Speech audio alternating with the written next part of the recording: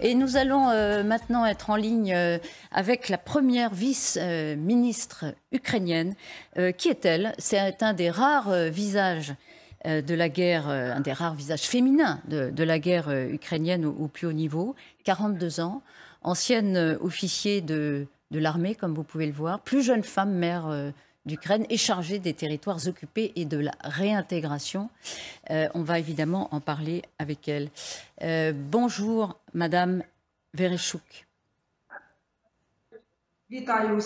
Merci beaucoup d'être avec nous en direct sur LCI ce matin.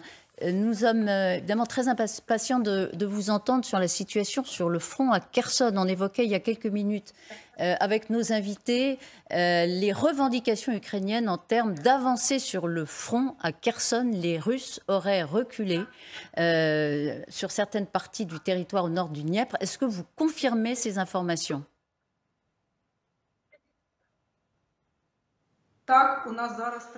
Oui, la contre-offensive est en cours, mais notre front s'étend sur 1300 km d'hostilité et plus de 2500 km en tout. Et quand nous parlons de Kherson et d'autres territoires temporairement occupés par la Russie, nous voyons une nouvelle tactique appliquée par la Russie. Le 1er septembre, le ministère de la Défense russe a obligé des dizaines de milliers d'enfants à aller à l'école, 1242 écoles où les enfants ukrainiens doivent suivre le programme du ministère de la Défense russe et être boucliers vivants. Donc, ils se couvrent, les Russes couvrent leurs troupes par le bouclier vivant de nos enfants ukrainiens. Nous appelons la Fédération de Russie à arrêter d'utiliser les enfants ukrainiens en tant que bouclier humain. Bien sûr. Vous dites combien d'enfants seraient concernés par cette initiative russe tout à fait cynique ? Madame Vereshchuk. 1422 écoles, donc ça fait plus de 150 000 enfants utilisés par l'ennemi en tant que bouclier humain. Donc vous avez demandé évidemment à la Fédération de Russie d'interrompre. Il n'y a aucune confirmation de la Russie. Elle ne reconnaîtra sans doute pas cette stratégie. Madame Vereshchuk, est-ce que vous avez subi des pertes sur ce front depuis maintenant un tout petit peu plus d'une semaine que vous avez lancé la contre-offensive?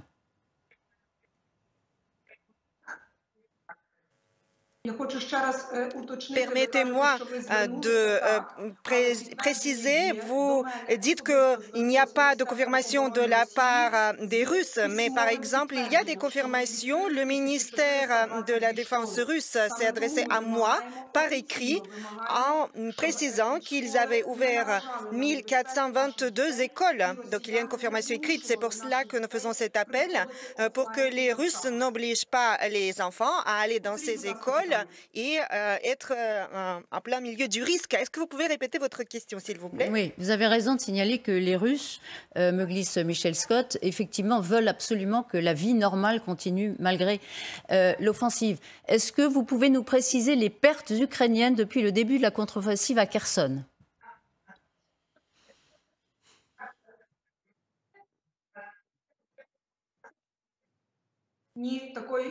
Non, nous n'avons pas ces informations. Bien sûr, ce sont des informations sensibles que vous ne souhaitez pas, j'imagine, rendre publiques et on le comprend bien. Si vous voulez bien, je voudrais qu'on évoque la situation à Zaporijjia. Le président Zelensky avait dit son dépit, sa déception que l'inspection n'ait pas ouvertement réclamé une démilitarisation. Est-ce que vous êtes vous-même aussi déçu par le résultat de la mission ?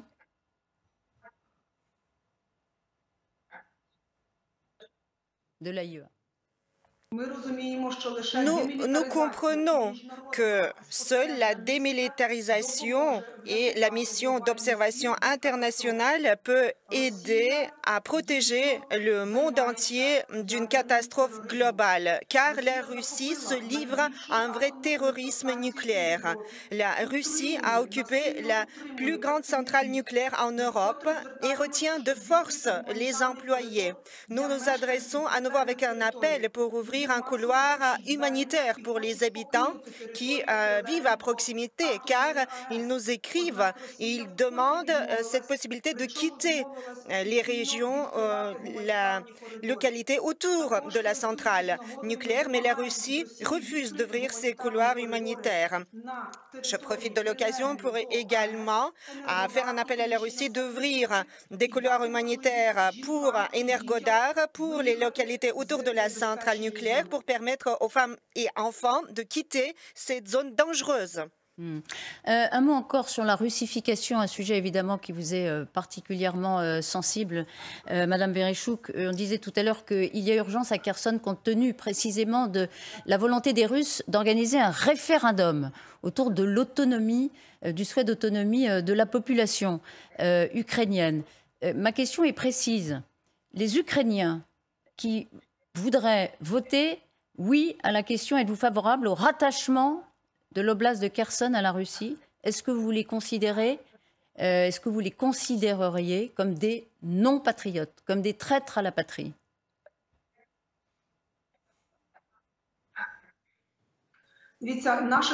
Eh bien, voyez-vous, notre législation, y compris la constitution ukrainienne, interdit le déroulement de ce type de référendum. Il ne peut pas y avoir de référendum pendant la loi martiale.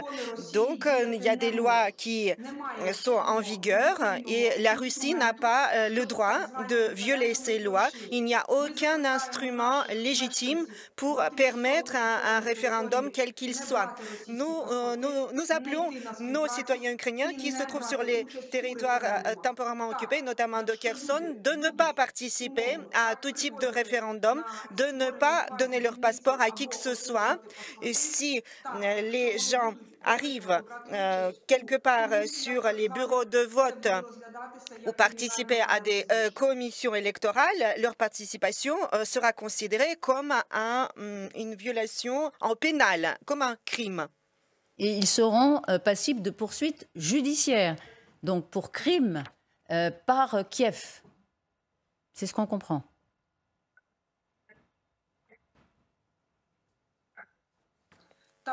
Oui. Ceci peut être considéré comme action de collaboration. Pour un fait de collaboration. Merci beaucoup d'avoir été aussi précise sur ce point. Madame Vereshchuk, bon courage et merci d'avoir été en direct sur LCI.